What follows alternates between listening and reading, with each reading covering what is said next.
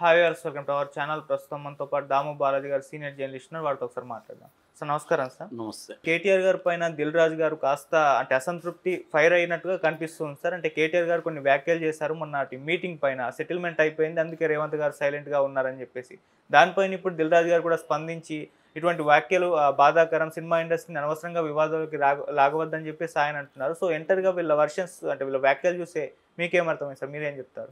First time కేటీఆర్ని ఒక cinema industry persons ఓపెన్గా వ్యతిరేకించడం ఫస్ట్ టైం ఈ మధ్యకాలంలో. ఎందుకంటే మామూలుగా దిల్ రాజు జనరల్గా ఆయన వివాదాల్లోకి వెళ్లకుండా ఉండే వ్యక్తి, అందరితో ఉంటాడు. ఆయన బేసిక్గా ఒక బిజినెస్ మ్యాన్ లాగా ఉంటాడు తప్ప ఆయన పొలిటీషియన్గానో లేకపోతే ఒక పార్టీకి వ్యతిరేకంగా మాట్లాడడం అవన్నీ చేయడు దిల్ రాజు సినిమా ఇండస్ట్రీలో కూడా. ఆయన కొన్ని పద్ధతుల ద్వారా ఆయన పైకి వచ్చాడు తప్ప ఆయన వివాదాస్పదంగా మారడం లేకపోతే ఒక పొలిటికల్ పార్టీకి యాంటీగా ఉండి ఇంకొక పొలిటికల్ పార్టీ తరపున ఉండడం అనేది చేయలేదు ఇప్పటిదాకా. కానీ ఫస్ట్ టైం ఆయన కేటీఆర్కి యాంటీగా ఓపెన్గా స్టేట్మెంట్ ఇచ్చాడు. దాని నేపథ్యం ఏంటంటే కేటీఆర్ ఒక స్టేట్మెంట్ ఇచ్చాడు. అదేంటంటే సినిమా ఇండస్ట్రీ రేవంత్ రెడ్డితో ఒక చీకటి ఒప్పందం చేసుకునింది, ఆయనకి డబ్బులు ఇచ్చి వీళ్ళు సెటిల్మెంట్ చేసుకున్నారు, దానివల్లనే ఇప్పుడు ఈ కేసుకు సంబంధించి ఏమి మాట్లాడడం లేదు రేవంత్ రెడ్డి, సో సెటిల్మెంట్ జరిగిపోయింది అనేది ఆయన మాట్లాడాడు. ఆయనే కాదు చాలామందికి ఇదే అభిప్రాయం ఉంది. రేవంత్ రెడ్డికి సినిమా ఇండస్ట్రీ సెటిల్మెంట్ జరిగిందంట కదా అని బయట మనం ఎక్కడైనా వెళ్ళినప్పుడు కూడా అడుగుతున్నారు. ఇలాగ ఏం సార్ అల్లు అర్జున్ సెటిల్మెంట్ అయిపోయిందంట కదా, 50 కోట్లు ఇచ్చారంట కదా, 100 కోట్లు ఇచ్చారంట కదా, రెమ్యునరేషన్ అంతా ఇచ్చేసాడంట కదా, ఇలాగ రకరకాలుగా ఉన్నాయి. దీనికి ప్రధాన కారణం ఏంటంటే ఎప్పుడైతే వీళ్ళు కలిసారో కలిసిన తర్వాత ఇంకా అల్లు అర్జున్ విషయం మీద కాంగ్రెస్ నాయకులు కానీ మిగతా వాళ్ళు ఎవరు కూడా మాట్లాడడం మానేశారు.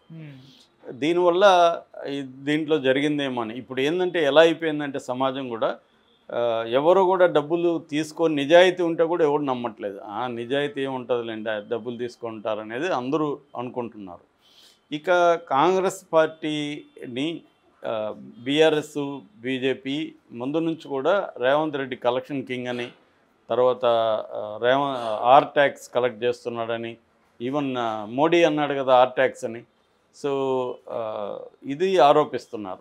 అంతకుముందు బీఆర్ఎస్ మీద కూడా రేవంత్ రెడ్డి కూడా ఇదే ఆరోపణలు చేశాడు. మామూలుగా పొలిటికల్ కరప్షన్ అనేది 2 రకాలుగా ఉంటుంది. ఒకటి పార్టీ లెవెల్ కరప్షన్, అంటే పార్టీ ఫండ్స్, పార్టీకి డబ్బులు ఇవి ఎక్కడి నుంచి వస్తాయి?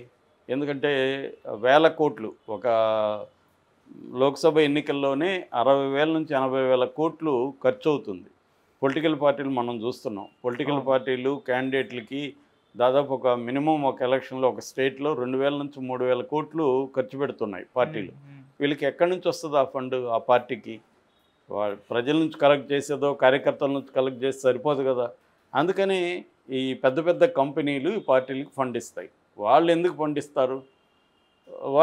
పండిస్తారంటే వాళ్ళ కంపెనీలు వాళ్ళ వ్యాపారాలకి ప్రభుత్వం చౌక ధరలో భూమి ఇచ్చేయడం, లీజుకి ఇచ్చేసేయడం, వాళ్ళకి అనేక సౌకర్యాలు కలిగించడం, వాళ్ళ చేసే అక్రమాలు లేకపోతే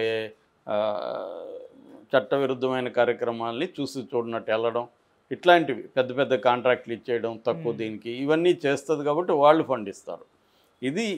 ఇది ఒక రకమైన కరప్షన్. రెండవ రకమైన కరప్షన్ ఇండివిజువల్ కరప్షన్. ఎవరు అధికారంలో ఉంటే వాళ్ళు, అది రాజకీయ నాయకులు కావచ్చు, ఆఫీసర్లు కావచ్చు, వీళ్ళు వ్యక్తిగత స్థాయిలో కరప్షన్ అనేది జరుగుతుంది. ఇది అంటే పై స్థాయి కరప్షను ఈ 2 రకాలుగా ప్రధానంగా ఉంటాయి. సో అది ఏ ముఖ్యమంత్రి వచ్చినా ఇదే ఆరోపణలు ఉంటాయి. రేవంత్ రెడ్డి గతంలో ఆరోపణలు చేశాడు, అట్లాగే అక్కడ కూడా చంద్రబాబు జగన్ మీద గతంలో ఆరోపణలు చేశారు, ఇప్పుడు అదే జరుగుతుంది. సో ఆరోపణలు చేసిన వాళ్ళు దాన్ని ఏమన్నా ప్రూవ్ చేస్తారా అంటే మళ్ళీ ఏమి చేయరు. వాళ్ళు ఆరోపణలు చేస్తారు, వచ్చినా కేసులు పెడతారు, కమిషన్లు జరుగుతాయి, కోర్టులు జరుగుతుంటాయి, ఏం ప్రూవ్ అయ్యి జైలుకి పోయేదని వెరీ వెరీ రేర్ కేసులు. మనకి లల్లూ ప్రసాద్ యాదవ్, జయలలిత ఇలాంటి వాళ్ళు అవినీతి విషయాల్లో కేసులో జైలుకి వెళ్ళారు. జగన్ మీద మనం చూసాం, ఆయన జైలుకి వెళ్ళాడు కానీ అది ప్రూవ్ అయ్యి వెళ్ళింది కాదు, అది రిమాండ్ ప్రిజనర్గా ఆయన జైల్లో పెట్టారు. సో మహా అంటే రిమాండ్ ప్రిజనర్గా జైలుల్లో పెట్టగలరు తప్ప అవినీతి కేసులో. అంటే ఫర్ ఎగ్జాంపుల్ ఇప్పుడు ఢిల్లీ లిక్కర్ కుంభకోణం, అది కూడా అవినీతి కేసే. అది నేను ఫస్ట్ చెప్పినట్టుగా పార్టీ అవినీతి కేసు. వ్యక్తిగతంగా కేజ్రీవాల్ డబ్బు తీసుకున్నాడని ఆరోపించలేదు.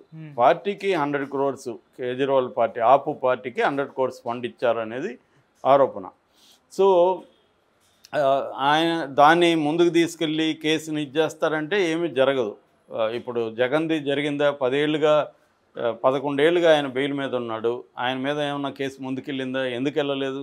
మరి ఒక ఆర్థిక నేరం చేసినాడు అని ఆరోపిస్తున్న జగన్ మీద 11 ఏళ్ళుగా ఎందుకు ప్రూవ్ కావట్లేదు? అంటే వీళ్ళు ఏంటంటే కేసులు పెట్టి వాళ్ళని కంట్రోల్లో పెట్టుకోవడానికి మాత్రమే ట్రై చేస్తారు, కానీ నిజంగా దాన్ని ప్రూవ్ చేయాలని ఎవరు అనుకోరు. ఎందుకంటే రేపొద్దున వాడిచ్చి మళ్ళీ మనకు ప్రూవ్ చేస్తే మనం జైలుకి వెళ్ళాలి కదా. అవినీతి అనేది అందరూ చేస్తారు. అసలు అవినీతి, కరప్షన్ లేకుండా డెవలప్మెంట్ వరల్డ్ వైడ్గా లేదు ఎక్కడ. ఇప్పుడు అమెరికా అంతా కూడా విపరీతంగా ఒక ఇష్యూ బర్నింగ్ టాపిక్ ఏంటంటే ఏఐ ప్లాట్ఫామ్స్లో కాపీరైట్ ఉల్లంఘన జరుగుతుందని విజల్ బోయర్ సుచిర్ బాలాజీ అనే ఒక వ్యక్తి అక్కడ మాట్లాడాడు. అతను మిస్టీరియస్గా మొన్న నవంబర్ 26వ తేదీ చనిపోయాడు. అతను చంపేశారు ఎవరు అని వాళ్ళ అమ్మ నాన్న ఆరోపిస్తున్నారు. ఆ పెద్ద కంపెనీలు కలిసి చంపేశాయని. సో అది కూడా కరప్షనే కదా. అంటే వాళ్ళు కరప్ట్ ప్రాక్టీసెస్ చేస్తుంటే ఇతను బయట పెట్టాడని ఇతను చంపేశారని, ఇది కదా ఆరోపణ. సో ప్రపంచవ్యాప్తంగా ఇది డెవలప్మెంట్కి కరప్షన్కి అవినాభావ సంబంధం ఉంది.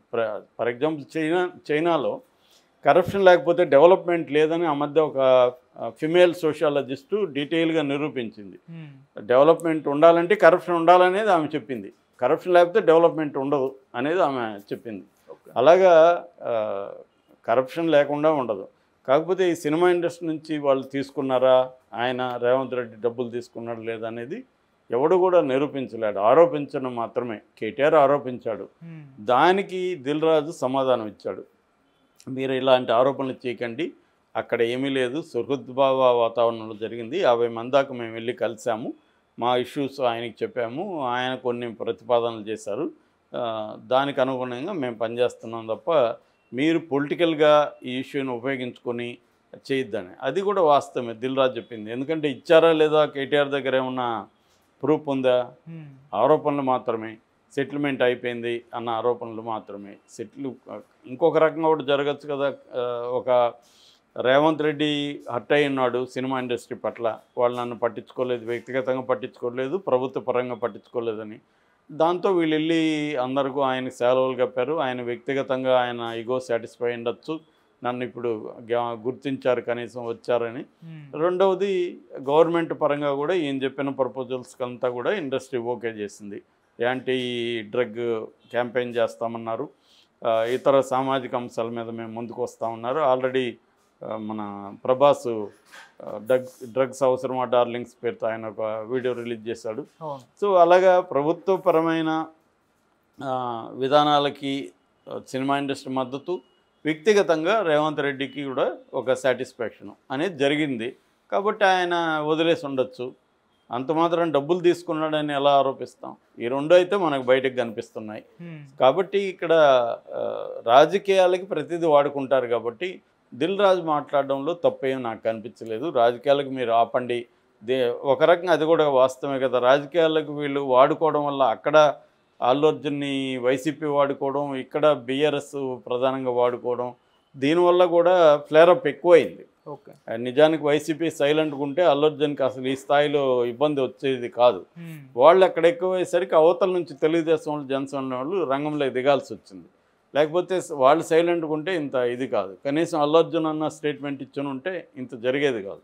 అరే బాబు, నాకు వైసీపీకి సంబంధం లేదు, వాళ్ళు నన్ను వాడుకోవడానికి ఖండిస్తున్నానని కానీ ఈయన ఇచ్చుంటే